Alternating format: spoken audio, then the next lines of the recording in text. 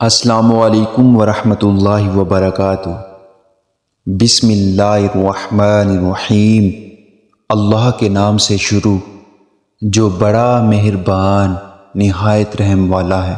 جانے والوں کے لوٹ آنے کا یقین کر بھی لیا جائے تو اس بات کا یقین بھلا کیسی ہو کہ ان کے لوٹ آنے پر وقت اور جذبات کی شدت بھی یہی رہے گی۔ ایسا بھی تو ہوتا ہے نا کہ بعض اوقات جانے والوں کی واپسی سے دل کو خوشی نہیں ملتی۔ میں نے سیکھا ہے کہ لوگ آپ کی باتوں کو بھول جائیں گے، لوگ بھول جائیں گے کہ آپ نے کیا کیا، لیکن لوگ کبھی نہیں بھولیں گے کہ آپ نے انہیں کیسا محسوس کرایا۔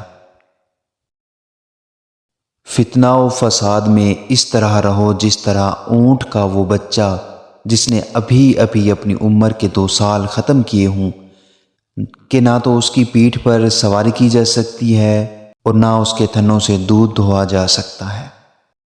آپ جس کے ساتھ جتنا مخلص ہوں گے وہ آپ کو اتنا ہی زوردار تھپڑ مارے گا کہ آپ کی مخلصی بھی حیران رہ جائے گی۔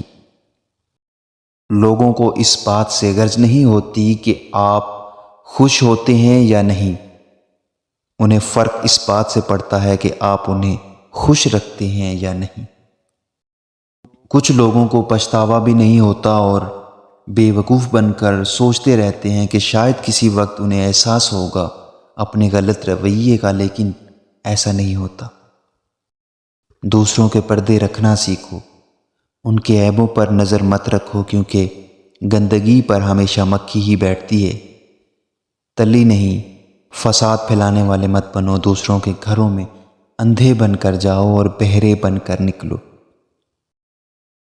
کچھ لوگ اپنے خلاف تو ایک لفظ بھی برداشت نہیں کر سکتے، لیکن اپنا زیادہ تر وقت دوسروں پر تنقید میں صرف کر رہے ہوتے ہیں۔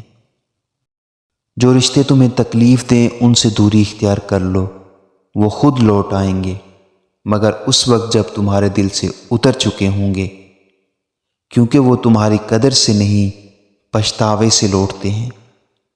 جس کی دی ہوئی تکلیف سے تم آج رو رہے ہو، کل تمہارے پچھتاوے میں روئے گا۔ دوسروں کی عزت اچھالنے والوں کی ایک دن اپنی عزت بھی اچھل ہی جاتی ہے، اس لیے کوشش کریں کہ آپ اس اچھلے کود سے دور رہیں۔ اگر تمہارے گھر چڑیا گھونسلہ بنا دے تو وہاں کیا ہوتا ہے؟